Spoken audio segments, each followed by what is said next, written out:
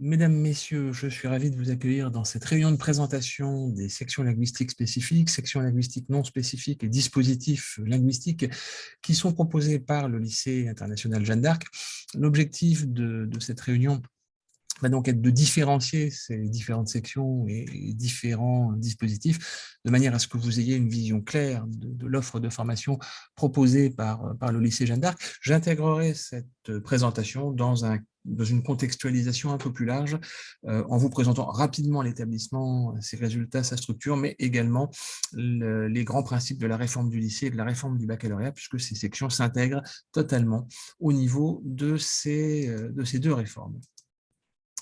Le lycée international Jeanne d'Arc, vous le savez, est un lycée historique du centre-ville de Nancy.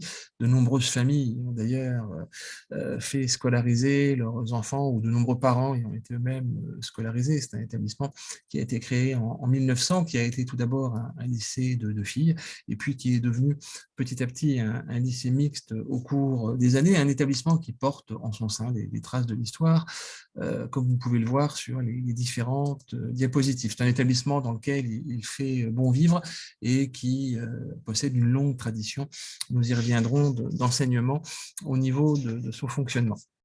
Alors, le lycée Jeanne d'Arc se caractérise par son histoire, c'est un fait, mais également par ses résultats. Vous avez sur la diapositive que vous visionnez en ce moment les résultats du lycée international Jeanne d'Arc à la dernière session de baccalauréat, où vous voyez effectivement des taux de réussite au baccalauréat de l'ordre de 98%. Pour la série générale, avec 82% d'élèves qui ont obtenu une mention, donc, et pas loin de 26%, 27% d'élèves qui ont obtenu une mention très bien.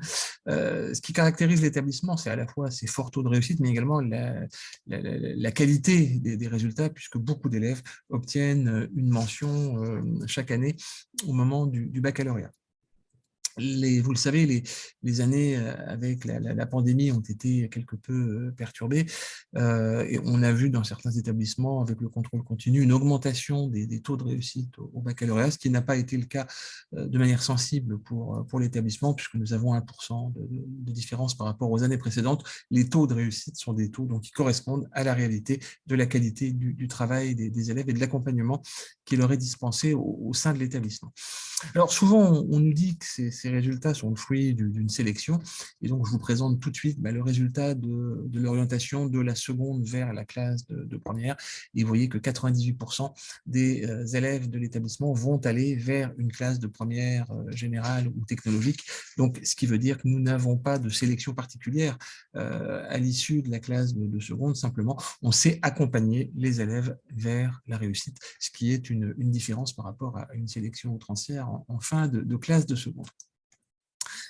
Les qualités, les points forts de l'établissement à taille humaine, 1000 élèves, des équipes stables et efficaces. Les enseignants qui sont au lycée Jeanne d'Arc savent ce que ça veut dire que d'accompagner des élèves vers la réussite au niveau du baccalauréat. Des projets innovateurs, des classes à projets, un laboratoire d'expérimentation pédagogique, et puis une très grande richesse de l'établissement, les sections internationales, les sections européennes et les sections binationales. Depuis 2019, nous sommes le 14e lycée international français. Nous avons obtenu ce label de la part du ministère, puisque nous remplissons les conditions en nombre d'élèves et de sections sur des dispositifs internationaux et binationaux. L'établissement propose la série générale, qui remplace les anciennes séries L, ES et S, et puis la série technologique STMG, qui est, point intéressant, dotée également d'une section européenne sur le management.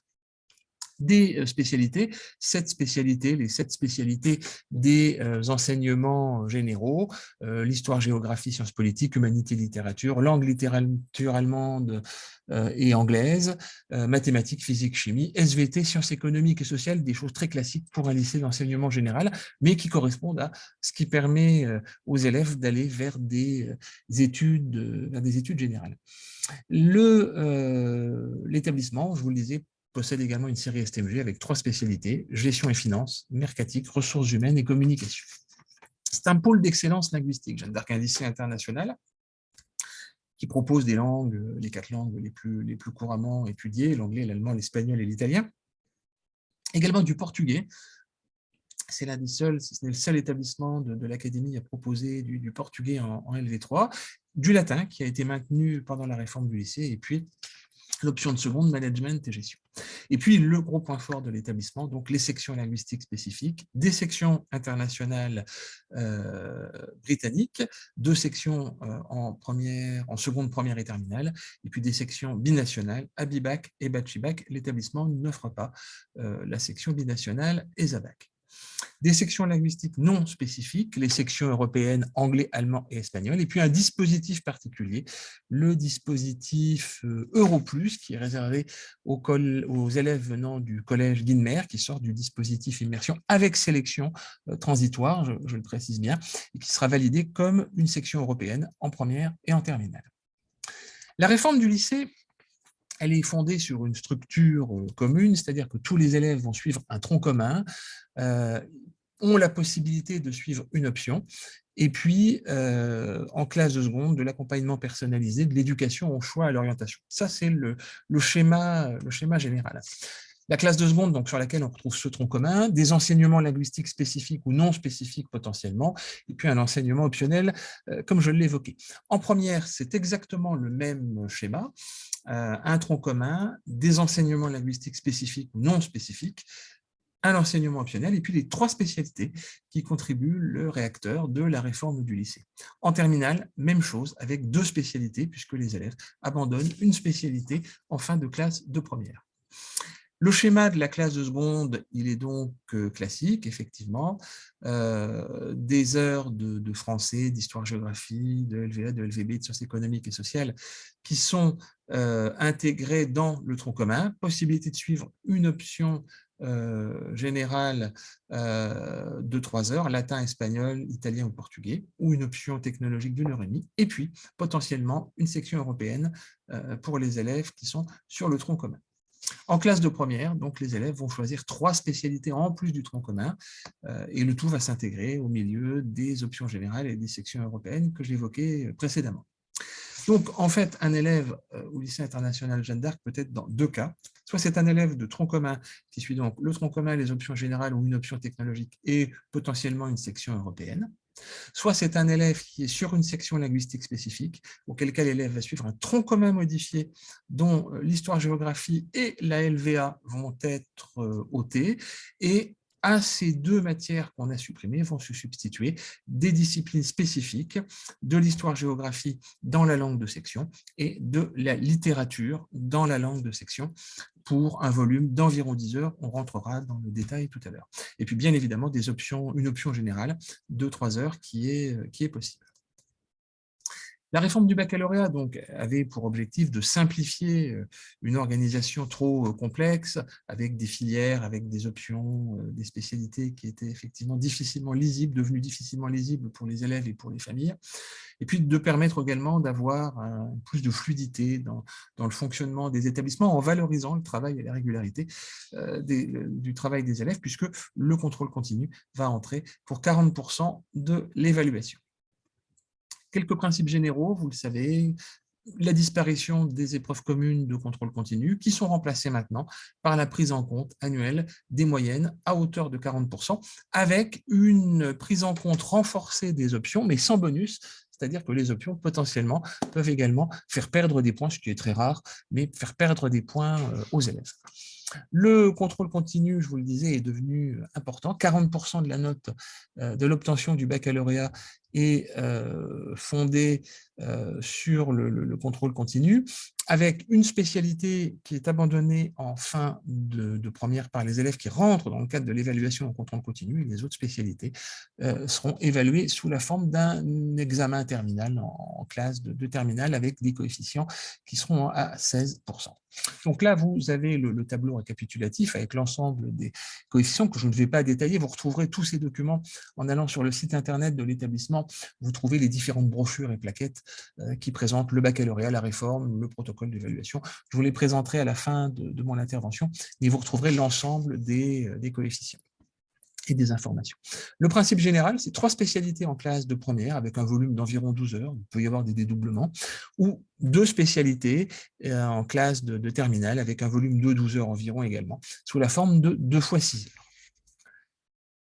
Les spécialités représentent un volume important, un coefficient important, vous le voyez sur cette diapositive, entre la spécialité abandonnée en fin de première et les deux spécialités de terminale. On est sur 40, un coefficient 40, donc 40% de la note du baccalauréat d'un élève qui n'aurait pas d'option serait effectivement composée par ces spécialités. C'est vous dire donc effectivement l'importance de ces spécialités au sein de l'évaluation pour le baccalauréat.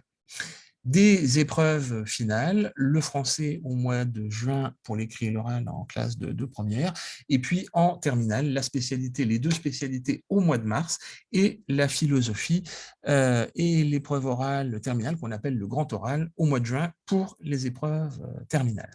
Donc vous le voyez, un schéma lisible et qui permet effectivement d'intégrer facilement nos sections linguistiques spécifiques.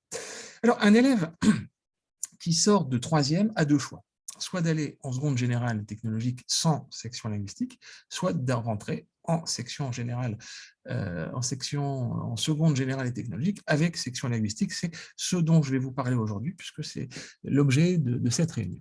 Alors, il faut différencier trois types de sections linguistiques. Les sections linguistiques spécifiques, avec un très haut niveau de langue et un très haut niveau scolaire, et un horaire important d'enseignement en langue qui approche à peu près de 8 heures d'enseignement en langue, entre 8 et 10 heures. Des sections linguistiques non spécifiques, autrement dit les sections européennes, avec des enseignements qui sont de l'ordre de 2 heures et un niveau plus modeste, et puis un dispositif linguistique spécifique à l'issue pour les élèves issus du collège Guilmer, c'est le dispositif EuroPlus, qui est en fait un mi-chemin entre la section linguistique et puis la section européenne.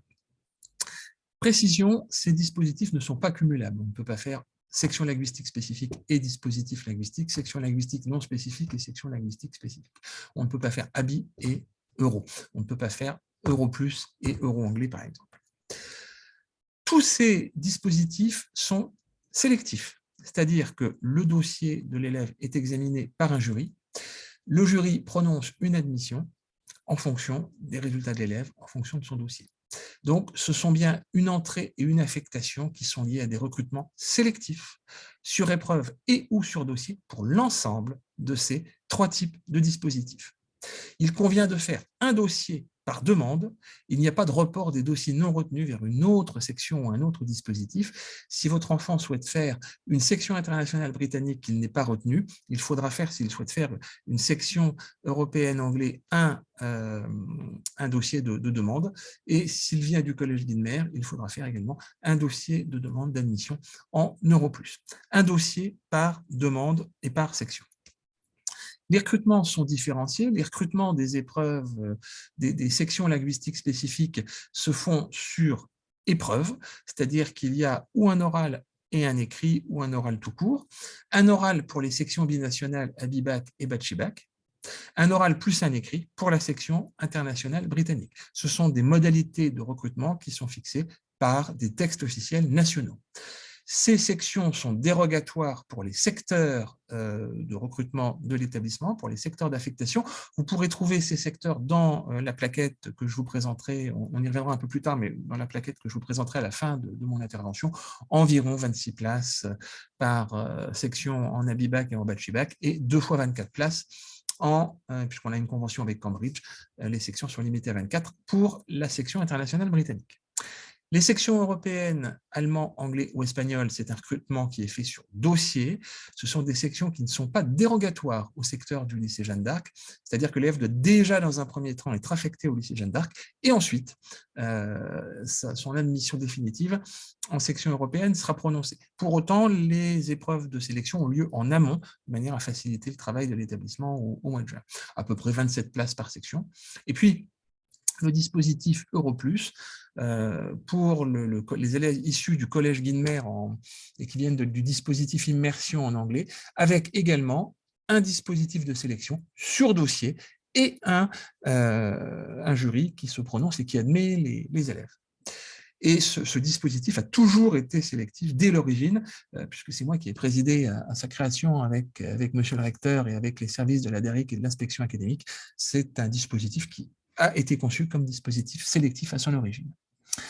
Le seuil d'admission est fixé en fonction des compétences des élèves et non pas du nombre de places disponibles. Ça veut dire grosso modo que si on a 26 places et qu'on a 20 élèves qui ont la capacité d'entrer sans prendre de risque dans ce dispositif, effectivement, on ne retiendra que 20 élèves et on ne montera pas à 26. Dans l'intérêt des élèves, dans l'intérêt de leur réussite scolaire, bien évidemment. La sélection est réalisée à partir des résultats de l'établissement, c'est-à-dire que les enseignants entendent les élèves dans des oraux, voient les dossiers, corrigent les écrits. Peu importe les compétences et la manière dont elles ont été évaluées par les collèges d'origine, c'est bien l'évaluation de l'établissement qui est prise en compte et non pas l'évaluation de l'établissement d'origine. Il n'y a pas de place réservée pour certains établissements, ni d'affectation automatique. On entend quelquefois dire que tel ou tel établissement aurait des places réservées. C'est faux, ce serait illégal, puisque le texte prévoit un classement pour les sections linguistiques spécifiques des élèves par rapport à leurs compétences scolaires et à leurs résultats scolaires. Et bien évidemment, il s'agit d'un examen. Le jury classe les élèves, il est souverain, il n'y a pas d'appel possible sur les résultats des jurys de sélection. Par contre, les familles ont bien évidemment accès à l'intégralité des résultats. Les modalités, je vous le disais, sont fixées par des textes officiels, nationaux pour les sections linguistiques spécifiques, ABIBAC, BACHIBAC, section internationale, académiques, la note de service, orientation et affectation, pour les sections linguistiques non spécifiques, c'est-à-dire les sections européennes, et pour les dispositifs linguistiques Euro+. Donc, vous pouvez voir ces textes. Tous les collèges sont destinataires de la note de service orientation affectation de la direction académique et donc peuvent prendre connaissance des modalités de recrutement et les expliciter aux familles qui sont issues de leur collège. Les sections linguistiques spécifiques donc, sont des sections, je vous le disais, de haut niveau linguistique, avec, vous le voyez, des horaires importants. À BIBAC, par exemple, 11 heures d'enseignement en allemand, 9 heures pour BACHIBAC, 11 heures pour la section internationale britannique, des différences d'horaires qui sont liées au texte. Ce n'est pas l'établissement qui choisit de mettre tel ou tel horaire sur effectivement telle ou telle section, c'est lié au texte et aux conventions qui sont passées entre les différents pays partenaires. Alors, ce sont des diplômes qui composent une double délivrance pour ABIBAC et BACHIBAC. L'élève passe à la fois le baccalauréat allemand ou le baccalauréat espagnol avec des accords donc, entre pays et la délivrance d'un double diplôme. Donc, et ça qui permet aux élèves de poursuivre des études dans le pays d'origine de ce diplôme. Donc, ce sont bien des formations franco-allemandes ou franco-espagnoles et le retour existe, c'est-à-dire qu'il y a des formations en Allemagne et en Espagne qui permettent aux élèves d'obtenir le baccalauréat français. Et l'obtention du baccalauréat est liée à la réussite aux deux examens, le baccalauréat français et le baccalauréat espagnol. Donc un niveau de compétences élevé, de la même manière pour le baccalauréat français international, les sections internationales britanniques. Alors cette année, l'OIB va évoluer vers l'option internationale du baccalauréat va évoluer vers le baccalauréat français international, avec des principes qui vont être des principes communs. C'est pour ça que vous voyez, à partir de la rentrée 2023, à partir de la rentrée 2024 pour les terminales, on a donc des élèves qui sont actuellement chez nous en section internationale en seconde et qui vont donc être la première promotion à connaître ce nouvel examen baccalauréat français international qui prend la suite de l'ancienne option internationale du baccalauréat. Avec une continuité qui va proposer donc un parcours allant de la maternelle jusqu'à la classe de seconde pour la section internationale. En première, les élèves intègrent le baccalauréat français international. Les principes, c'est l'enseignement des humanités à la française et puis une certaine souplesse dans les parcours qui sont choisis pour les élèves. Donc, les élèves qui sont en section internationale britannique préparent un baccalauréat français avec une option internationale, baccalauréat français international, qui atteste du bilinguisme des élèves et d'un parcours biculturel et qui permet à ces élèves de poursuivre leurs études, comme les élèves des autres sections, dans le pays de la langue partenaire. Les évaluations se font donc par une substitution, je vous le disais, aux épreuves du tronc commun, en histoire-géographie, en langue et littérature, et puis en histoire-géographie et également en langue et littérature et en connaissance du monde à partir de la session de 2024 pour le baccalauréat français international, et donc la délivrance d'un double diplôme pour Abibac et Bachelay-Bac et d'un baccalauréat français qui a une valeur internationale pour les élèves de la section internationale. Les épreuves, je vous laisserai regarder dans les plaquettes le détail des épreuves qui sont proposées aux élèves.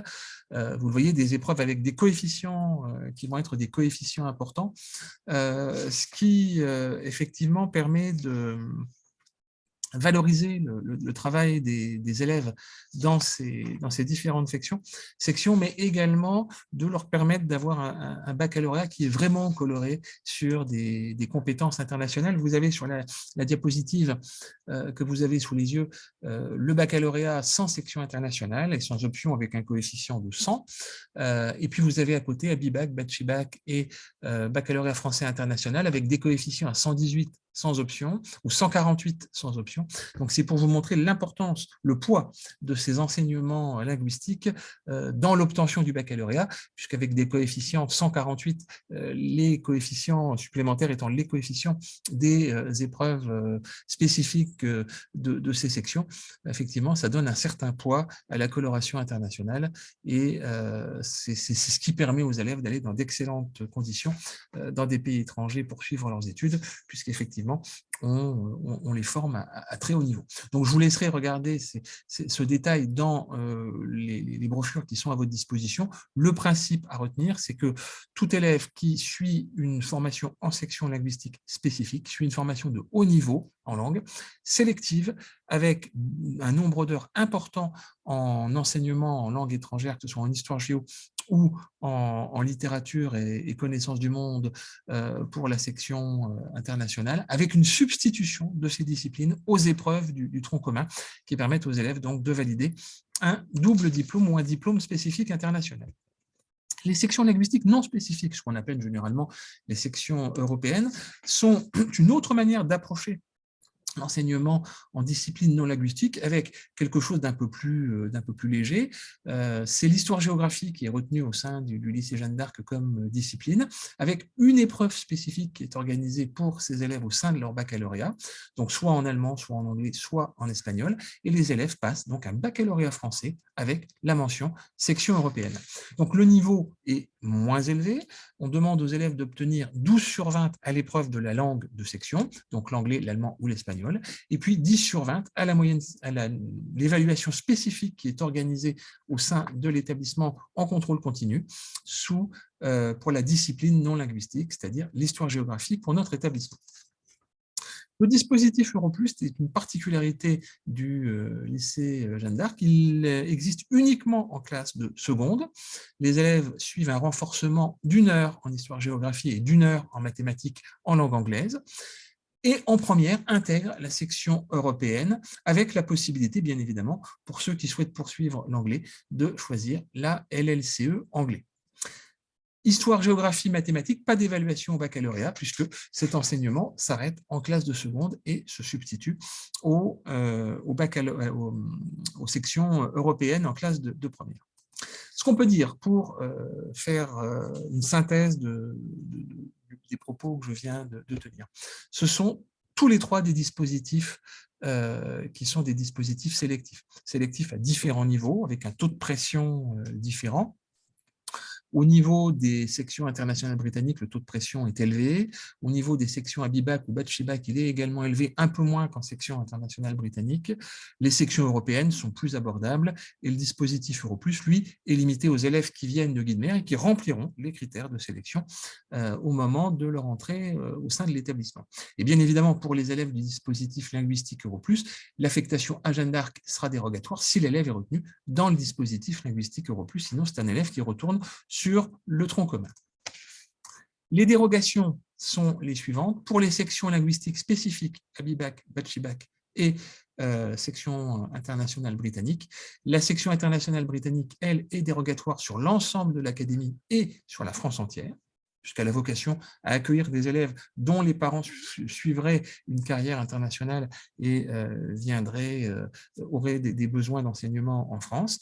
Abibac et Batchibac, eux, sont dérogatoires sur la Meurthe-et-Moselle, sur la Moselle, sur les Vosges pour Batchibac et sur la Meuse et les Vosges pour Batchibac également. Lorsque vous avez une croix qui est entre parenthèses, ça veut dire que c'est une affectation qui sera soumise aux règles de dérogation prononcées par l'inspection académique, c'est-à-dire que si vous habitez en Moselle ou dans les Vosges, alors qu'il y a des sections à Bibac et que vous souhaitez être scolarisé au lycée Jeanne d'Arc, dans ce cas-là, on prendra en compte un critère de proximité géographique, c'est-à-dire que si l'élève est proche d'une voie de chemin de fer ou d'un axe qui lui permet de venir plus facilement si on prend l'exemple d'Épinal, à Nancy que d'aller à Épinal, eh bien, il aura la possibilité d'obtenir une dérogation pour venir en section linguistique spécifique au sein de l'établissement. Les sections européennes, elles, je le répète, ne sont pas dérogatoires. On fait la sélection avant pour des raisons pratiques, mais ne seront pris en section européenne que les élèves qui auront été préalablement affectés au sein de notre établissement.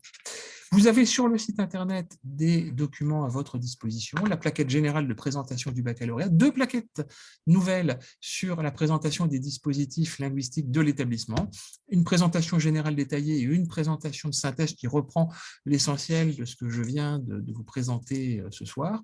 Et puis le site internet de l'établissement vous propose également des informations sur les recrutements.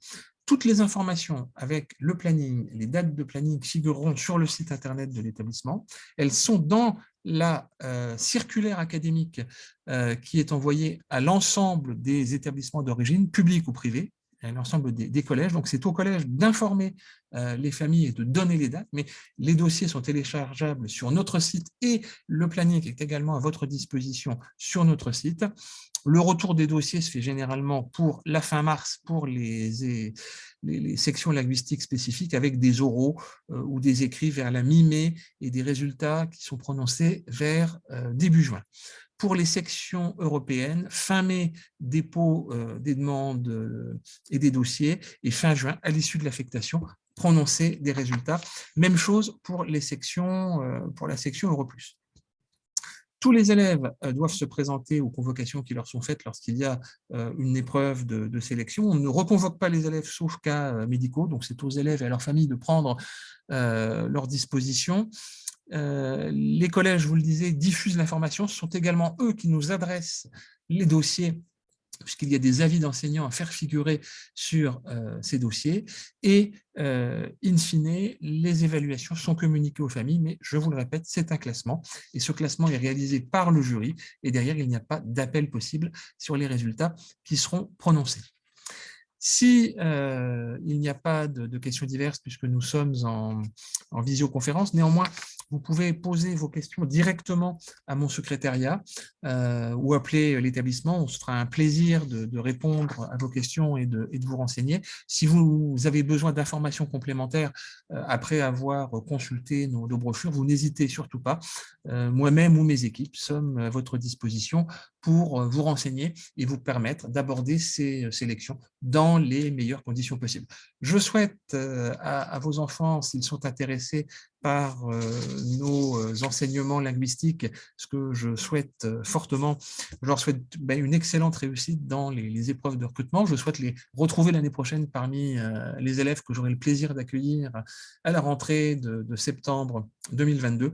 Et puis, je vous remercie de votre attention en vous rappelant que nous sommes à votre disposition pour répondre à vos éventuelles questions.